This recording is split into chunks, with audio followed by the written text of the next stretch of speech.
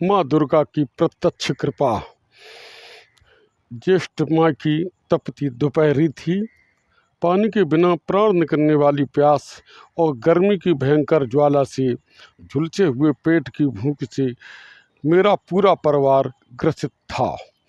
घर में एक दाना भी नहीं था जिससे परिवार के नन्हे बच्चों की भूख शांत कर ली जाती। कहीं से कोई आशा ही नहीं दिखलाई पड़ती थी कि इतने में एक तरबूज वाला तरबूज लिए द्वार पर आया। पुराना परिचित होने से उसने तरबूज के 2 किलो का एक टुकड़ा दे दिया, इस आश्वासन पर कि तनख्वाह आने पर उसे पैसे मिल जाएंगे। भूख और प्यास से दोनों का निराकरण तरबूज के छोटे छोटे टुकड़ों से किया गया, किंतु वह अंश मात्र ही। तरबूज का एक टुकड़ा इसलिए रख छोड़ा कि शाम को बच्चों को दे दिया जाएगा। शाम को बचे हुए टुकड़ों को जो ही उठाया गया तो वह टुकड़ा बड़े बड़े चींटों से भरपूर मिला। तरबूज की ललाई शायद ही कहीं कहीं थोड़ी बहुत रह गई होगी।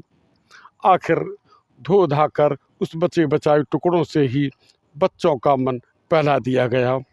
मेरी पत्नी चिंताग्रस्त थी कि आखिर तनख्वाह की तारीख को अभी 8 दिन की देरी है, क्या होगा, कैसे होगा। मैं चिंतित अवस्था था, किंतु आश्वस्त था कि माँ दुर्गा अवश्य इस पीड़ा को दूर करेंगी। सन्मुख विलाप करती हुई दीप को प्रज्वलित करने लगी तथा मैं हाथ में धूप बत्ती लिए प्रेमाश्रु से माँ दुर्गा की छवि को निहारने में ही आनंदित हो रहा था। माँ अपने पुत्र को कभी दुखी कैसे देख पाती।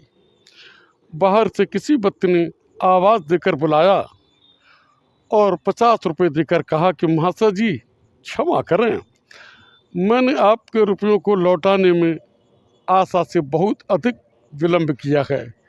मैं सदा आपका आभारी रहूँगा। अब देखिए साहब, 2 वर्ष पहले दिए गए 50 रुपये आज अप्रत्याशित रूप से मिलने पर मैं और मेरी पत्नी के आनंद का ठिकाना न रहा। जाकर माँ दुर्गा के सन्मुख फूट फूट कर हम दोनों ने अपने प्रेमाश्रु समर्पित किए। सच्चे हृदय से पुकारी जाने वाली शुद्ध एवं निश्चल पुकार माँ दुर्गा अवश्य सुनती, कभी शांत नहीं बढ़ सकती। माँ इस प्रकार की कृपा सबको देना तथा सबका कल्याण करें, ऐसी भावना लेकर मैं श्री दुर्गा जी के चरणों में यह निवेदन करती मुझे बहुत ही प्रसन्नता है।